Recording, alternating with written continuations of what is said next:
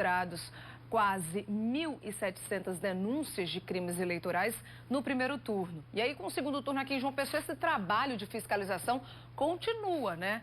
Vamos saber mais informações ao vivo com Simon Cavalcante. Oi, Simon, boa noite. Continua assim, viu, Lida? A Justiça Eleitoral está de olho e vai continuar até que o último voto seja registrado.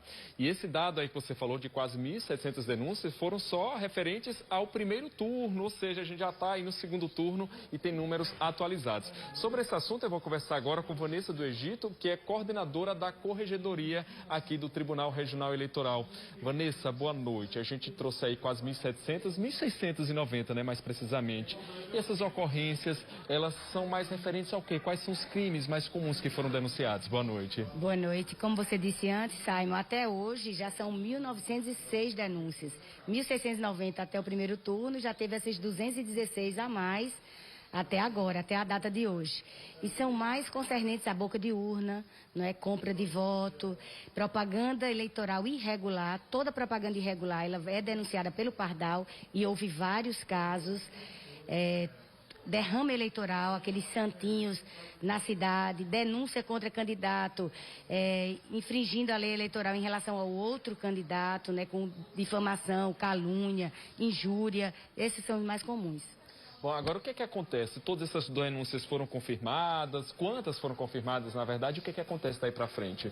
Dessas 1.690 denúncias, 1.105 foram baixadas e 585 foram encaminhadas às zonas eleitorais, que vão fazer o processamento dessas denúncias.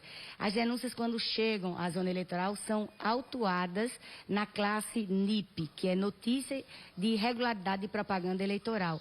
Então, após autuadas, o juiz vai observar as provas que constam no processo, para saber se é caso de exercer o poder de polícia, né, mandar retirar, no caso de uma propaganda eleitoral irregular, ou se refere a outros casos, ele faz o devido encaminhamento, se for o caso de crimes eleitorais, onde ele encaminha para o Ministério Público Eleitoral. Porque no próprio Pardal, Simon, tem a possibilidade, o eleitor tem a possibilidade de encaminhar ou propaganda eleitoral irregular ou próprio crimes eleitorais.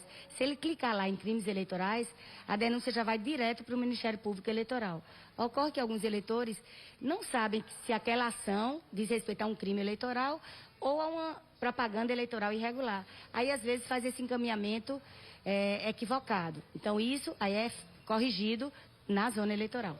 Ou seja, você falou então que a maioria então terminou não se confirmando ou não tinham provas suficientes? Exatamente, 1.105 foram baixadas, sem serem encaminhadas às zonas eleitorais.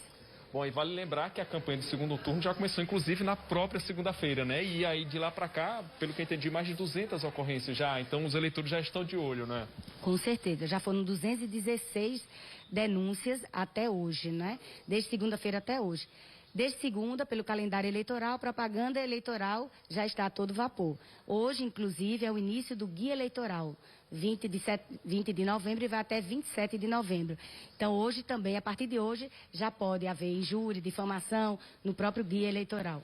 Vanessa, a gente já divulgou muito, já falou do Pardal, mas para quem ainda não conhece esse aplicativo, explica para a gente quais são os canais, na verdade, né? Não tem só o Pardal que eles possam denunciar, que o eleitor pode denunciar. Exatamente. O eleitor que não tenha baixado ou não tenha um smartphone para baixar o aplicativo Pardal, ele tem outros canais de acesso à Justiça Eleitoral, à ouvidoria propriamente dita. O próprio e-mail da ouvidoria, que é ouvidoria@tre-pb.jus.br, e 2 telefones que ele pode ligar para também denunciar, que é o 3512-1381 e o 3512-1451.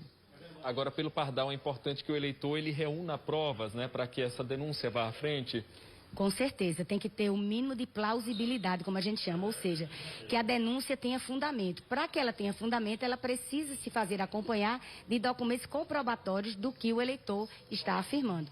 Bom, a gente sabe que relacionado às regras relacionadas à eleição, à propaganda de rua, elas são muito amplas, né? O eleitor não consegue absorver tudo. E a gente também sabia que cada cidade tinha uma regra. Mas agora, nesse segundo turno, está um pouquinho mais fácil, que a gente está falando que só vai ter eleição, na verdade, em João Pessoa. Então, o que é que o eleitor pode observar que não é permitido pela legislação?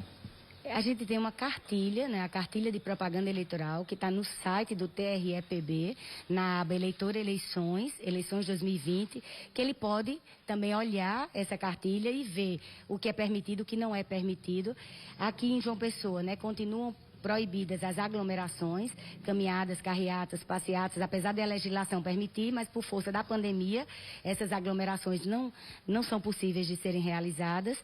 E também no próprio dia da eleição, o eleitor é muito fácil ele ficar atento, porque a única coisa permitida no dia da eleição é a manifestação individual e silenciosa da vontade do eleitor. Então o eleitor pode manifestar a vontade dele em relação a determinado candidato, mas não pode conversar com outro candidato, não pode pedir voto, não pode fazer nenhum tipo de propaganda eleitoral no dia da eleição. Bom, tem um ato que termina sendo comum, que se repete a cada eleição, que é o eleitor entrar na cabine de votação com o celular e registrar. A gente tem uma ocorrência aqui no nosso estado? Temos sim, uma ocorrência em João Pessoa, de um eleitor que foi flagrado fotografando a urna. Não é permitido, porque não se pode quebrar o sigilo do voto. O voto é sigiloso, previsto constitucionalmente, inclusive. Bom, mudando um pouquinho de assunto, mas tem a ver também com o segundo turno, né, que é o serviço de atendimento ao eleitor. Você estava me explicando que houve um aumento na procura nessa semana, ou seja, tem eleitor que está parecendo estar mais interessado em votar no segundo turno, gente que inclusive não foi no primeiro? Muito. A gente achava que com o fim do primeiro turno, isso ia arrefecer e os eleitores não iam nos procurar com a mesma frequência. Claro que não se pode comparar com o dia da eleição, que foi o ápice, mas está havendo muita procura de eleitores que querem saber como fazem para justificar, não puderam votar no primeiro turno, querem saber como fazer, que tem o título cancelado para saber se realmente pode votar ou não com o título cancelado. E, principalmente, para saber em que local irão votar, em que sessão eleitoral eles estão lá, porque não votaram no primeiro turno, estavam viajando ou doentes, e querem saber também, para se assegurar dos protocolos de higiene sanitária e de segurança à saúde, se vão ser observados, se foram observados no primeiro turno e se o serão para o segundo turno. Ou seja, então, se tem eleitor procurando aí o local onde vota, a sessão, então significa que nesse segundo turno ele está querendo participar, né? Com certeza, e a gente pede que ele não esqueça a máscara, não esqueça a sua própria caneta, higienize as mãos ao entrar na sessão eleitoral e não esqueça também do documento de identificação. É um documento público de identificação com foto, porque ele só vai votar, já que esse ano, Simon, por conta da pandemia, não tem habilitação por biometria, não é? O eleitor vai ser habilitado pelo próprio mesário, ele precisa ter a sua identidade completamente identificada, completamente registrada. Então, ele tem que levar um documento oficial com foto. Vanessa, muito obrigado mais uma vez por estar aqui no Jornal da Correio, né, dando esses esclarecimentos que o eleitor tanto precisa, né? Muito obrigado mesmo, bom trabalho, bom fim de semana, que eu sei que eles vão estar de plantão também nesse fim de semana. Bom, agora só para reforçar, né, o aplicativo Pardal, que ela se referiu,